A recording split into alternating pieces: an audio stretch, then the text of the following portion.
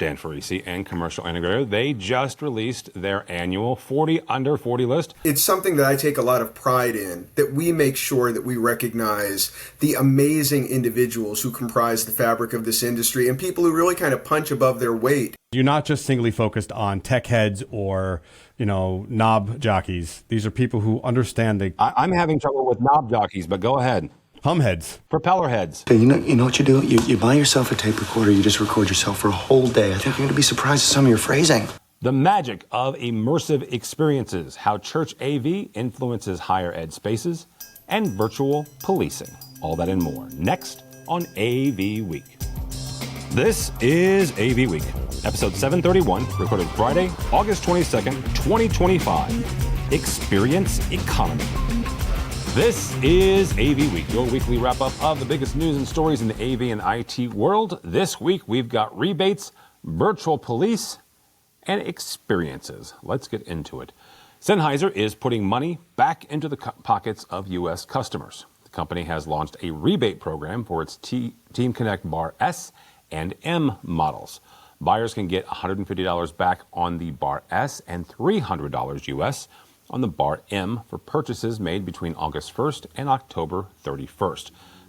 Customers will need to submit proof of purchase by November 13th to receive the rebate.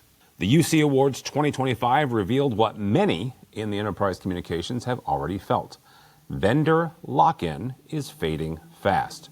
Zoom was the big winner this year, taking home awards for Most Innovative Product, Best UC Platform, Best UCaaS Provider in the Americas, and Best Contact Center Solution.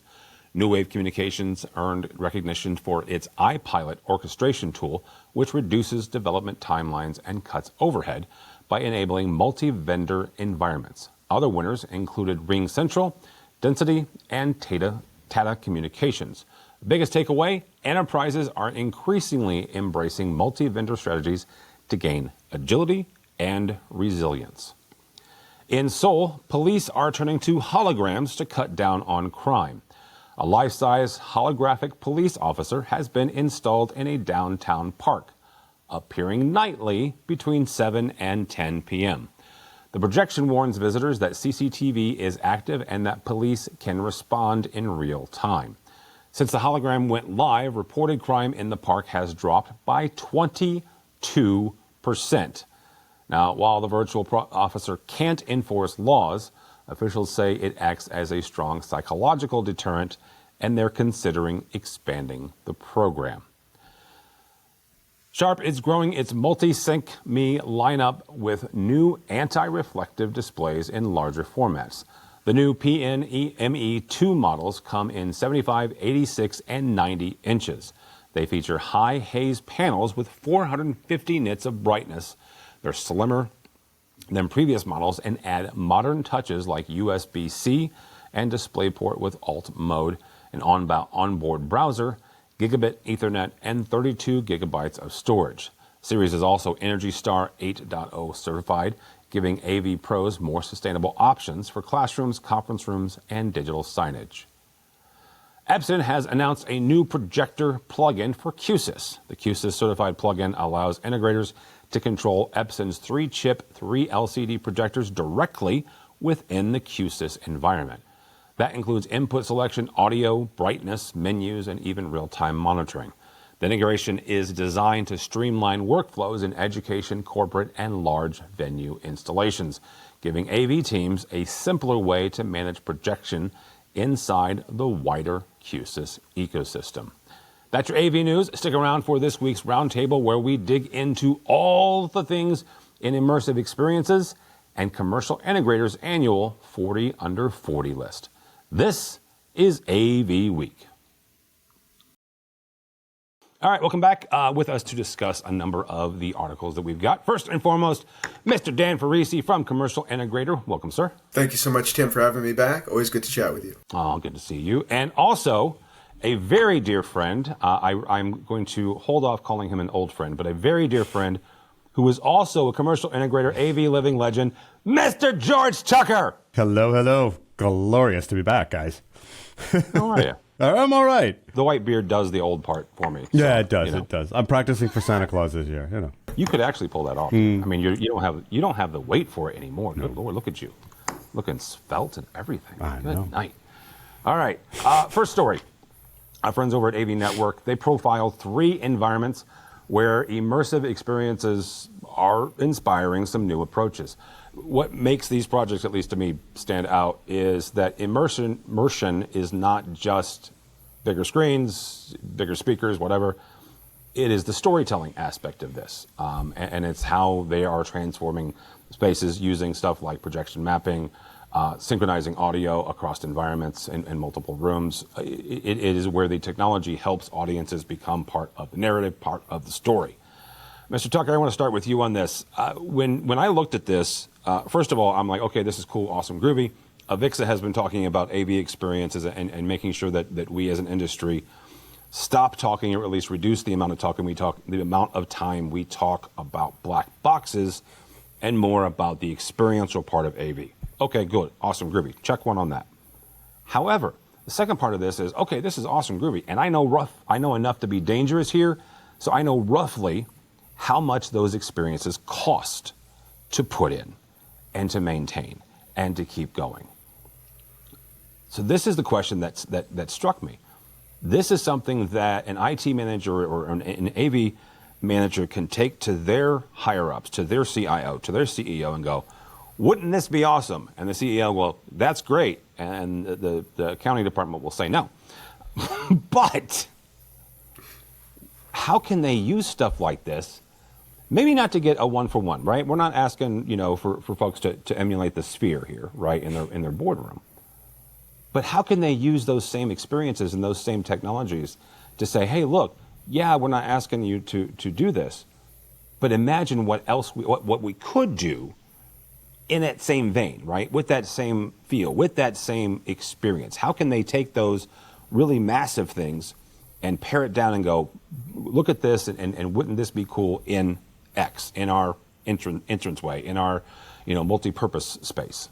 Well, like anything else, okay, so the technology is a means to an end, right? So the technology gives us all this ability to create some dynamic content, but it really, as you said at the beginning of this, it's the narrative, it's the story, it's the emotional connection that you make in that. Whether you're talking about the average price of wheat or you're putting on a theatrical production, the emotional context and connection is what matters. So it's using those tools to create the content. Again, it's the silliest thing of, you can make a really dramatic presentation with an overhead projector and transparencies, as well as with full HD and immersive sound and surround sound and all of that other stuff.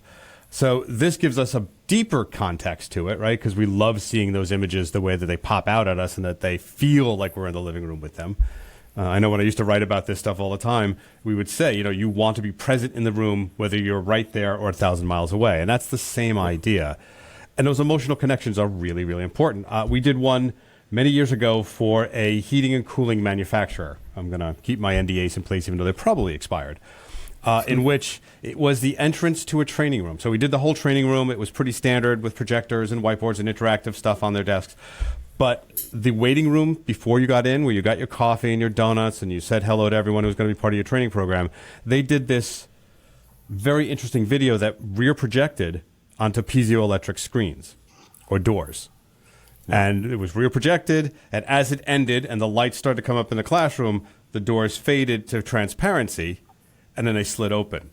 That's the kind of dramatic context you want. It doesn't have to be that physical movement necessarily, but that got everybody every time. Chills down their spines, goose pimples. Oh, let's learn. And so again, it comes down to people have to be good at being storytellers as well as utilizing that technology. So it's a means to an end, but they really require each other. I love what you said there, George. I mean, in terms of goose pimples and chills down the spine, I mean, that is really, I think, what all of us should aspire to do. And as you said, Tim, it doesn't just have to be the sphere. You can take that in microcosm and bring it to performing arts centers. You can bring it to museums. You can bring it to corporate. You can bring it to education. just ways to truly engage people sensorially, engage their minds. I like to say integrators are storytellers, they're memory makers, they're smile generators. That's what it's about. It's not simply about installing racks and getting equipment in there. It's the impression you leave, that indelible feeling that can be had when you have a truly memorable experience with spatial sound or dazzling 4K or 8K imagery, whatever the case might be. I really do feel like that is where the growth in the industry can be. And you mentioned Avixa at the outset, Tim. I mean, when I talk to Sean Wargo, he says that the experience economy continues to be where we're going to see outsized growth. And I think all of these experiential technologies align with that. As much as some parts of our industry arguably are being commoditized or, kind of become off the shelf in some way, the feelings that we can generate with some of this technology, properly contextualized with a storytelling mindset, not purely an installation mindset, I think there's a lot of room for growth and a lot of potential for revenue for integrators and for consultants and other stakeholders in the industry. George, before I wrap up this story, what are some projects that are wowing you right now, or ones that these decision makers should look to for inspiration? And we'll take the sphere out of that question because that's kind of right now that's the default one as somebody who's still recovering from being in Vegas for 2 days. What's something that they should look to for inspiration? I mean, I hate to say this, but I default back to like the AV magazine. What the stuff they're showing and what is an LDI, Lighting Dimensions magazine and Lighting Dimensions, that use of light, audio, and video to really bring a room into what you want it to be and transform it from standard meeting into something very comfortable into let's get to work is really essential. Because we used to say, like during the COVID, we said, it's huddle rooms and it's this and it's that and it's these little off-break spaces. But their one-time usage is now a problem rather than a benefit. And I think a lot of times we need to look at them and say we need to design into them that ability to flex both in the atmosphere. The equipment may stay the same, but when you change how it's used or how it feels, it changes the work you do. So when you're very serious, you have the good work light. When you're trying to be creative, maybe it's a little jazzier light and something on the screen that's not distracting. I mean, those are the things that I look for. I can't point any particular ones out at the moment, but that's the way to go. Next story is from Dan Farisi and Commercial Integrator. They just released their annual 40 Under 40 list, recognizing the next generation of AV leaders. This year's class is, I believe, the largest ever. Dan? Largest ever? So we always have 40, so not largest in terms of overall size, but very diverse, which is one of the things I'm really happy about. And not just in terms of racial diversity and in terms of gender diversity, but also diversity in terms of roles within the industry. I mean, we have integrators represented, we have consultants represented, we have association personnel, we have higher education personnel, vendors, distributors. It's something that I take a lot of pride in, that we make sure that we recognize the amazing individuals who comprise the fabric of this industry and people who really kind of punch above their weight relative to maybe what their rank might be at this moment. I can only imagine 5 or 10 years from now, these could be people occupying the C-suites of many of these leading companies in our industry.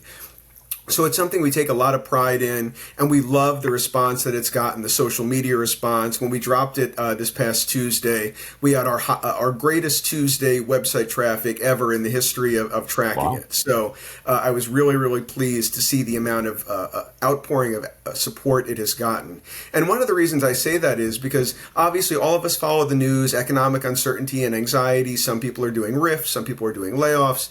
It's really important to me to give visibility to those who don't always have visibility. The CEO or the CFO or whoever it might not know these guys and gals by name. They might not interact with them every day. So I think it's really important, and it's incumbent upon us as members of the media to give them a platform and shine a light on them so that hopefully they can put that in their LinkedIn profile and say, CI 40 Under 40 class of 2025, and get some of that recognition within their own organization, within their industry community, and just kind of give them again a platform and almost a security where they can say, this is clearly someone who's been independently recognized as being a huge contributor. We don't want to lose him. We don't want to lose her. In fact, let's try to get them on a fast track to management or whatever they aspire to do. So there's a lot of purposes in what we do, but we want to make sure that we not only celebrate their achievements, but also give them some stature in the industry, not only in the industry, but also within their own organization. Well, and one of the things here, and full disclosure,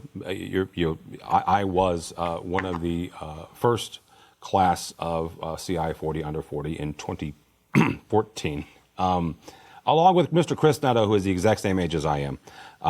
So I just want to point that out there.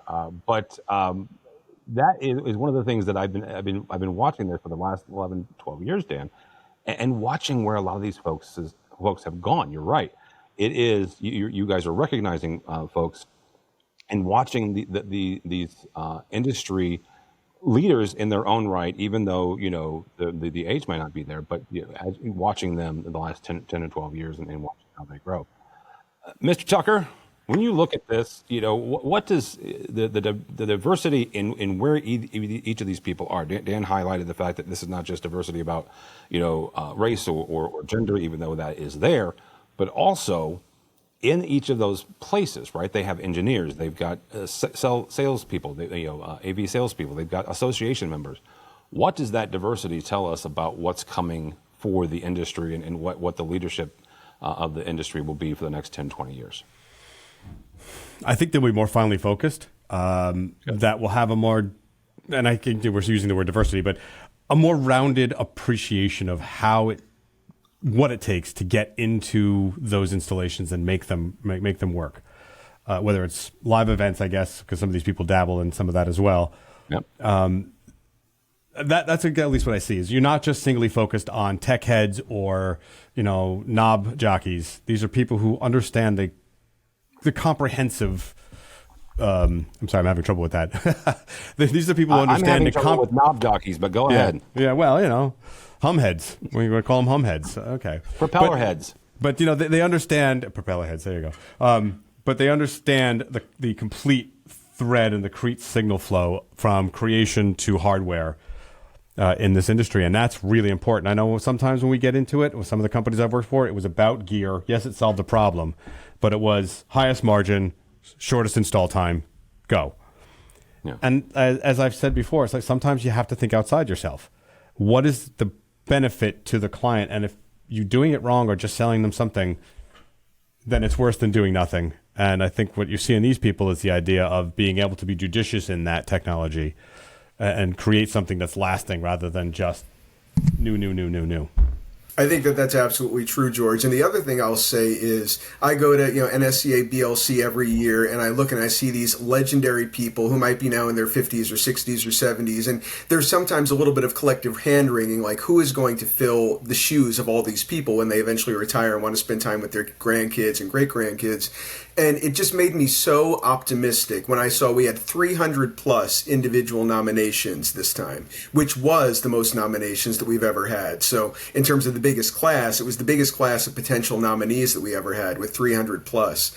It just made me feel much more secure, quite honestly, that our future is going to be bright. We might wring our hands about who's going to fill the shoes of CEO X or CFO Y, but boy, we have an amazing group of individuals who are recognized by their peers, their colleagues, their competitors. There weren't a whole lot of self-nominations, a handful at most. Mostly it was peers and colleagues and even competitors nominating others, saying she or he is a real rock star and they deserve recognition. And I couldn't be more grateful to everyone who took time to nominate someone. Again, I know there were probably a lot of people disappointed they didn't make the list, but to get down from 300 plus to 40 was a really, really tall task. That is really amazing. And that it says something that competitors even was nominating folks. Dan, before we turn the page on this one, I do want to highlight something here. And I give Tucker a hard time because I love him. And I like giving Tucker a hard time because he's never given me a hard time a day in his life. Never.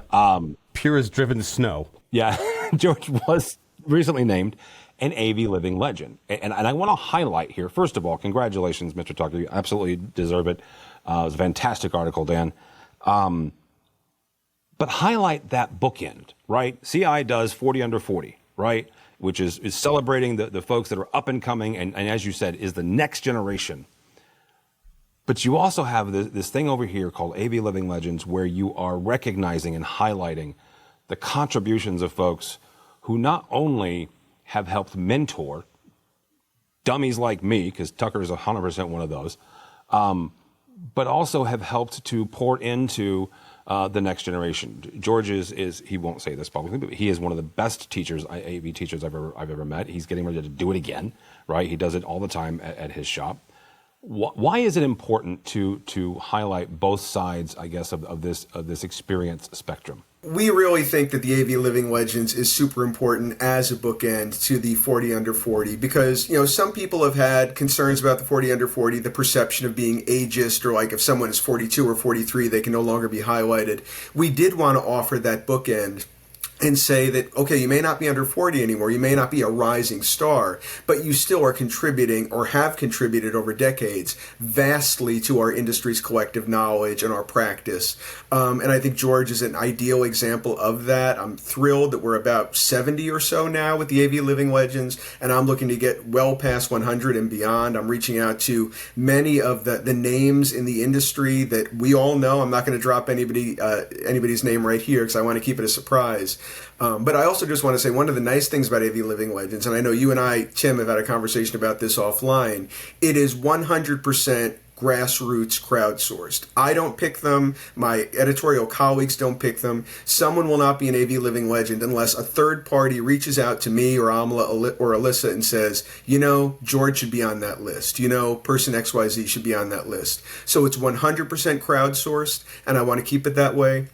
And if there are those who are peers of yours or mentors of yours who you think should be on the list, I would love for you to reach out to me on social media or by email and let me know, because I would love to be able to add them to the ranks in the coming months and weeks. It was a real honor. I mean, when Dan approached me, I thought that was fantastic. And I really put my heart and soul into answering the questions and making sure that they came through.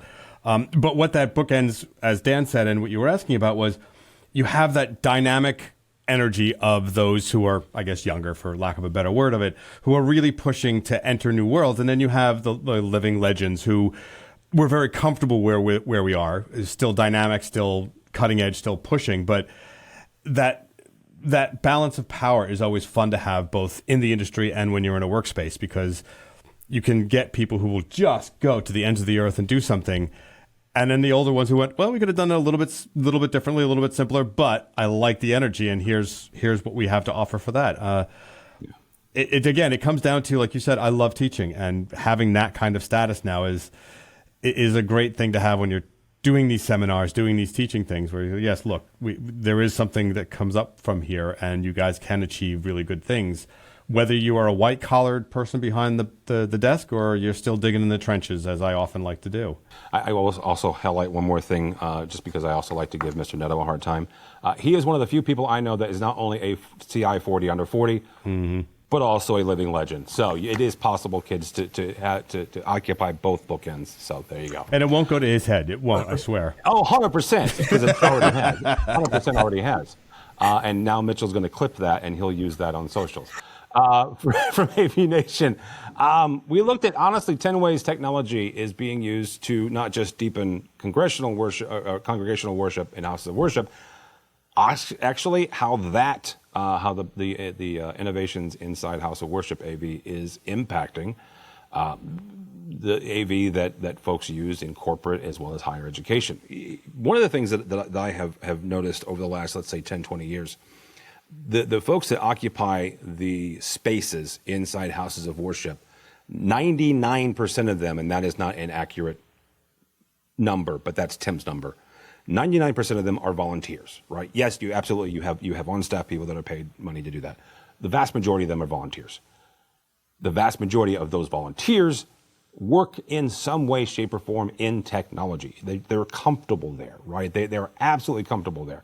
Yes, I've worked with car dealers and carpenters that are volunteering in technology in churches. Absolutely. The majority of those volunteers are some way, shape, or form involved in their jobs with technology. And a lot of those are in education in corporate America. Tucker, I'm going to start with you on this. When you look at the things being pushed inside houses of worship, and this is, video walls are commonplace inside, medium and large, not even mega churches, but medium and large churches nowadays. I was in one the other day that had a surround sound audio system. Oh my gosh, it was fantastic, by the way. So you've got these technologies that are being leveraged. How do you take, or how should they take, I guess, the things that they are encountering inside the house of worship market and translate that? Again, a large portion of these folks are involved in AV in some way, shape, or form, or technology in their jobs. How can they translate that back over to their 9-to-5 Monday through Friday gig? Like anything, I mean, as you know, I'm not the most spiritual person in the world, but the drama and theatrics of what we need to do as an industry. So what is our industry? What is our main focus? It is to sharpen and focus the message of the person, the company, the product. And when you're doing that for, say, house of worship or even in education, it's again that same thing we spoke about earlier. It's that atmosphere. It's about bringing the emotional context to the words, to the message. And that's done through presenting the images where they should be, or giving the sound reinforcement where it should be. Whether it's very simple, and what you said, they're all volunteers, so sometimes it's a very simple setup to do that. But when you have the opportunity to enhance that message with slides or with audio and video that really, really dovetail into the message and make you remember it. And remember, that's what we want to do, is make them go away with the word remembering it. And we're very visual species, so when we hear it and see it, it's going to connect on a different level. And that goes for, again, as I said earlier, a corporate meeting, whether you're talking about the price of tea in China or the stock market or something more ecumenical and spiritual. Combining those tools, the storytelling and the technology, to leave you going, wow, that's still reverberating in my head, is what we do. Well, again, we've done, I did TV upfronts, if you know what TV upfronts are, where they bring in broadcasters and advertisers on different days and show them everything. Those can be the most boring things in the world. Like, here's the next new TV show. You've seen it before, but here it is again. But we always found a way to bring some kind of emotional connection to that presentation that left everybody going away going, wow.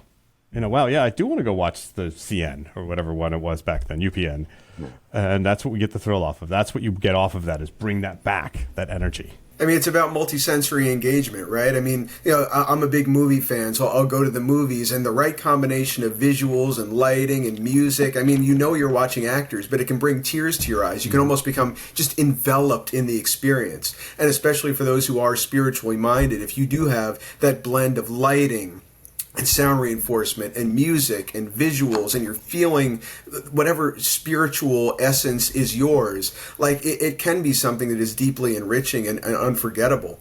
And I think those lessons, to your point, Tim, can be transferred over. I mean, whether it is making sure that your corporate lobby is radiating the vibe that you want your business to radiate, so that when you bring customers in and they come into your lobby, your brand equity is showing in the best possible way. Or, you walk into the lobby and there's some kind of enveloping music or spatial sound following you around. Whatever it is that reflects your brand currency, I think you can take the spiritual currency of church worship and transfer it over. I like that. That'll be a good place to stop. Thank you both so much. Mr. George Tucker, AV living legend that you are. Thank you, sir. How do people connect with you? They can connect with me on Threads. I am Tucker2s. It's where I do most of my conversations these days, as well as on LinkedIn. But if you're interested and you are in the Westchester area, next week, where Cavs is having its Pirate University, where we teach the basics of live events, stagehand, and from lighting to audio to networking, which is what I'm teaching, and a few product placements and education on some hot new topics and products. So that's Tuesday, Wednesday, and Thursday of the week this comes out. All right, very good. Mr. Parisi, thank you, sir. How do people connect with you or Commercial Integrator? Thank you very much, Tim. Always good to see you, George. I guess the best way, the most immediate way to see me would be at CEDIA Expo CIX, which is coming up the week of Labor Day. So right after Labor Day Monday, we go right into CEDIA Expo CIX in Denver. It's going to be a fantastic event. As everyone knows, it's the place where residential AV and commercial AV come together. It's really going to be an integrator's paradise, and all of my Emerald colleagues and I are looking forward to seeing you there. You can also find me on commercialintegrator.com. If you happen to dabble in security, you can find me on securitysales.com, which is one of our sister publications. I'm not so active on X anymore, but you can find me on LinkedIn. And I look forward to connecting with everyone in Denver, hopefully, and on the web as well. All right, very good. Yeah, he is incredibly active on LinkedIn, so you can check him out as well. For Tim Albright, do not follow me anywhere. Honestly, by the time this comes out, I'll be about a week away from complaining about the Bears. That is the Chicago Bears, American football, for those of you that are not in the States. But go by the website, AVNation.tv. That's AVNation.tv. You will find this program and a host of others, including a brand new EdTech with Aaron May and Moran, where they talk about the impact of mergers and acquisitions on the higher ed customer. And oh baby, have there been some mergers and acquisitions. Whoa. And it's not over yet. I mean, it's just be prepared for that. I don't know anything. Don't at me or anything. I don't know nothing. I just know that the longer I've been in this business, the more these continue to happen. If you happen to want to read something that I write that has nothing to do with technology, you can connect with me on LinkedIn. Check those out. But go by the website if you would, please. AVNation.tv. That's AVNation.tv. Thanks so much for listening. Thank you so much for watching. That is all the time we have for AV Week. The network for the AV industry. What are you listening to? This is AV. This is AVNation. This is AVNation.